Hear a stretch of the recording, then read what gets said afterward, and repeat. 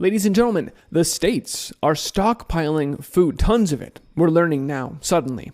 After months of being told everything's fine, there's no need for you to panic. In fact, they've discouraged you from buying goods. And remember, they even blamed the shortages of canned goods that we've seen in the store on you for buying too many canned goods. But it turns out that was all bollocks. Now we're learning the states have been stockpiling. This report from the Seattle Times, from peanut butter to applesauce, Washington State stockpiles tons of food.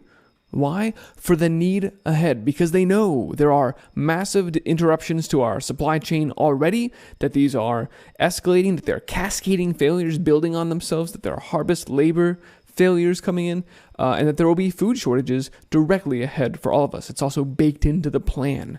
So it's no surprise that they're preparing for this. And look at the language they're using. These canned beans in the stockpiles are sitting there like soldiers waiting to be sent into duty. Even the language they're using tells us this is a food wars situation. And I want to talk about that. I'm Christian, and this is the Ice Age Farmer Broadcast. What you're looking at here in this Fife warehouse is about 1,200 pallets of food. The purpose of this is to provide sort of a reservoir for shelf-stable food that is entering the system to support our hunger prevention efforts around the state. Derek Sandison, director of the Washington State Department of Agriculture, toured the state's new COVID strategic reserve on Friday. Within 48 hours of communities asking for help, these pallets can be placed on trucks and distributed to food pantries across the state. The focus is on stockpiling foods like canned vegetables, peanut butter, items that don't spoil easily. During the early days of the pandemic, they were also hard to come by at times as folks hoarded items, left store shelves bare, and disrupted the supply chain. Yes, see, it's still your fault. You hoarded all those items, and that's why we have to go to all the trouble to fill up this warehouse from floor to ceiling. I really just wanted to share those images so you get the sense of what it looks like to see that much food. Look at the floor to ceiling. All right, so the article from the Seattle Times goes on to describe how the Washington State Department of Agriculture began to stockpile and prepare back in mid-April. Ladies and gentlemen, that's over 4 months ago. We're only now hearing about this, and moreover, we're certainly not hearing about this from any other place in the United States. You can find out about stockpiles of masks. There's plenty of news and propaganda about the stockpiles of ventilators in New York City, but there's nothing about stockpiles of food until this piece from the Seattle Times. And I've tried to look. There is, however, one more critical piece of intel that we learned from the head of the Washington Department of Agriculture when he did this interview. Extremely high demand. We're competing with every other state. We're competing in some cases with national organizations that are trying to, feed America. And there's the key, ladies and gentlemen. We are competing with all the other states. Heck, we're even competing with federal agencies to try and buy up as much food as quickly as we can. We've been doing it for months now, since mid-April. And we did it all secretly, without telling you, so that you couldn't get prepared. In fact, moreover, we told you not to get prepared. We told you that that you should not, really, you should think about it, because you'll be inconveniencing other people if you start stockpiling. We told you you would have bean buyer's remorse if you were so dumb as to go out and buy beans thinking you might need food.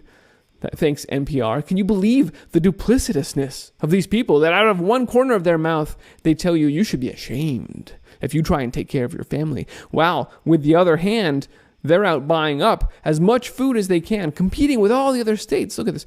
They've spent $6.1 million over these last few months on 4,000 pallets of food. And importantly, only a quarter of those have even arrived yet.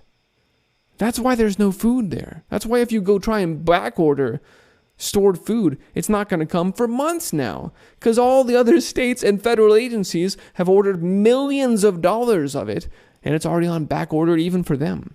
Can you believe this? This is why there are canned food shortages. They told you it was because of you buying too many cans. That's why you can't have your beer now or your cherry Coke. We read these releases. It's because you bought too much canned food. No, it's because they're spending millions of dollars per state to stock all this food up away from you. This is why I'm hearing from purchasing managers on the floor of big retail establishments who say, I don't get it, Christian. I'm putting in orders for X and Y and Z, and I'm getting half of an X and a tenth of a Y, and I didn't even get any Z. What the hell's going on here? No one even has answers for me at corporate. Well, now we know. Now we see what's going on behind the scenes. They've hijacked the supply chain. They're hoovering it up into these warehouses because, as we just read from the Rockefeller Foundation, they want to dismantle the entire food system in America. They want people to depend on these neighborhood nutritional insurance programs. They want you to be on EBT and SNAP benefits and all these things because it makes you dependent on the system. They see food as part of this universal basic income, and they want everybody to be on it. And this is how you do it. You break everything down. You destroy the economy. We absolutely have food shortages ahead. These are the very same. In fact, the Rockefeller Foundation is full of, I'm working on a larger report about this. They are full of the very same people who are now working to shut down the meat packing factories, who are working to shut down the farms via the labor unions. They're suing the USDA to slow down production. I mean, these are one and the same group of people that is shutting down the food supply, and they're trying to enslave people. It's really just, it's too much to even take in at this point. But let it stand on its own that the states have been stockpiling secretly for months while discouraging you from doing the same. And given the food problems we're seeing around the world, the fact that we just lost a tenth or more of our corn crop to the derecho yesterday, the massive flooding in China, the flooding in Japan, there's flooding all over the place, and Brazil having problems with their crops and harvest labor as well. There are problems around the world right now, and we all need to be thinking about our food security. And I think this is a pretty good indicator that they are certainly doing that. They are preparing, and so must we be.